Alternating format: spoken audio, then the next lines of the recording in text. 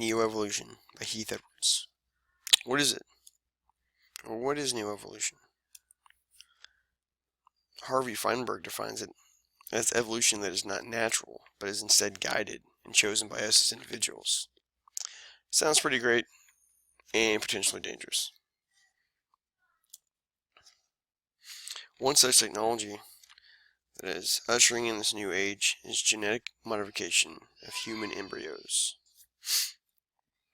It has been approved in the UK just recently in 2016.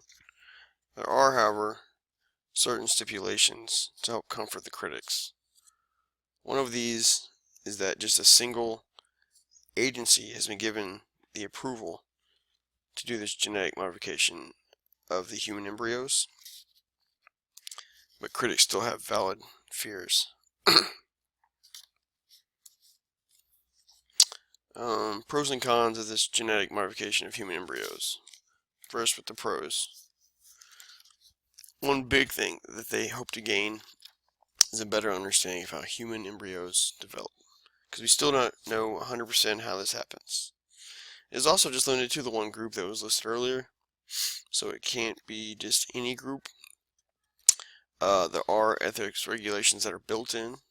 These include that the embryos have to be donated, and even though they're donated, whatever tests are performed are still approved through the donor. So they can't just do whatever they would like.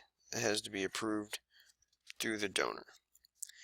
And they also will not let the embryos go full term. I believe it is up to 250 cells before they have to be disposed of.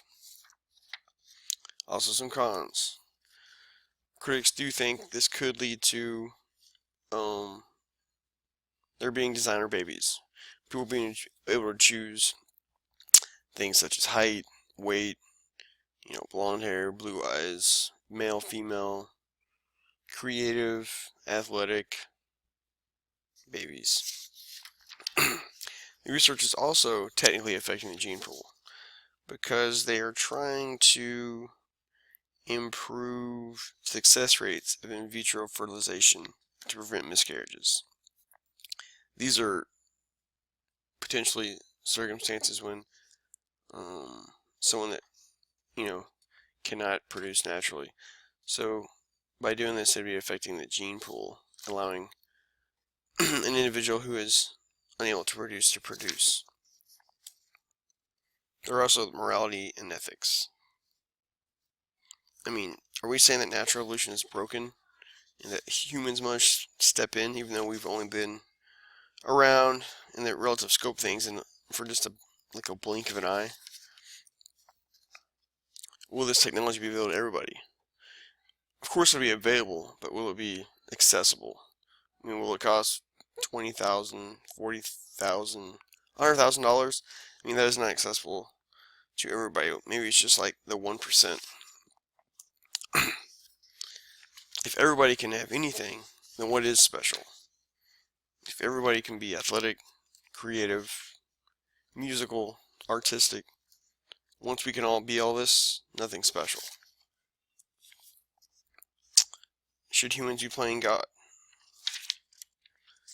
Most people would say no.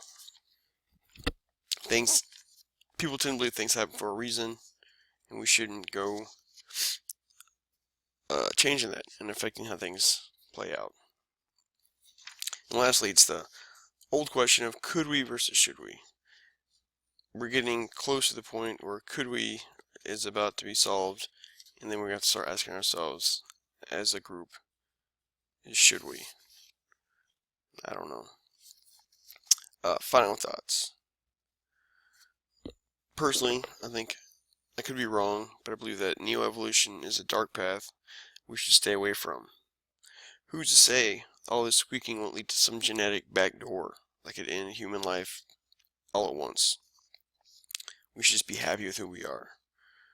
If we were all talented, creative people, we'd all be boring, and no one would be impressed.